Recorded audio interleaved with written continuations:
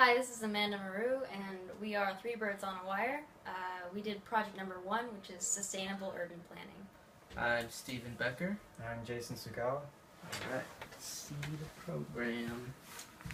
Alright, we got a program here. It's called Pick a City, and you run it. And it says pick a city, so I'm going to choose Phoenix. Alright, so we have our GUI here, and as you can see, it's telling us to select a model of solar panel or wind turbine. So I'm going to do that. Let's choose this Sunforce solar panel.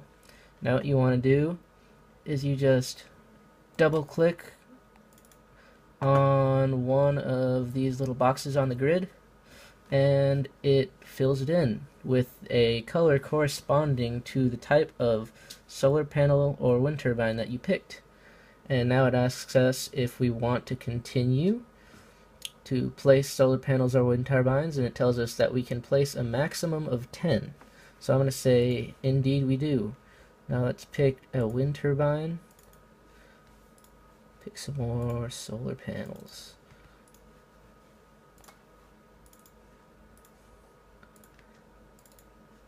Alright, and now we can say no thank you, and instead of having to go to the maximum of 10, it'll just cut it off.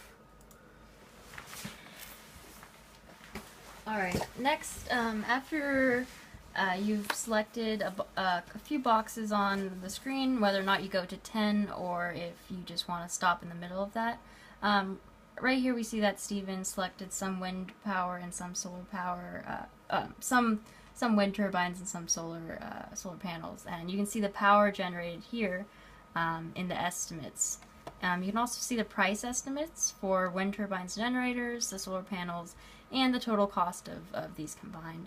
On your right here, you can see that there's some information regarding the solar panels and the wind turbines and generators. This is just for reference, so you can look and see their dimensions, the weight, their price, what type they're model, etc. Same goes for this one. After you're done with selecting how many you want in each grid, you can go over here and select Bill of Materials. This will pop up as a table that has all of the solar panels and wind generators and turbines over on the left, as you can see, with the total cost at the bottom. As you scroll over to the right, you can see model, type, their quantity. As you can see here, a few were selected, starting at the top there, going down the bottom, and then the price for each of those. And this price increases depending on if you pick, say you pick a couple of these Sunforce panels, the price will increase based on that. And at the very bottom, you can see that there's the total cost right there. And then if you want to actually switch between cities, you can just click one of these buttons at the bottom. It'll close this current GUI and then open the one for Boston. And then what happens between each of those clicks is that, say that I wanted to continue go back to Phoenix, I can actually just click back here because there's a save function attached to each of these buttons. So then if you click on it, it'll automatically load it up. So then, as you can see, it's loading up the file I had before, and you can see all the same boxes are actually colored in as well.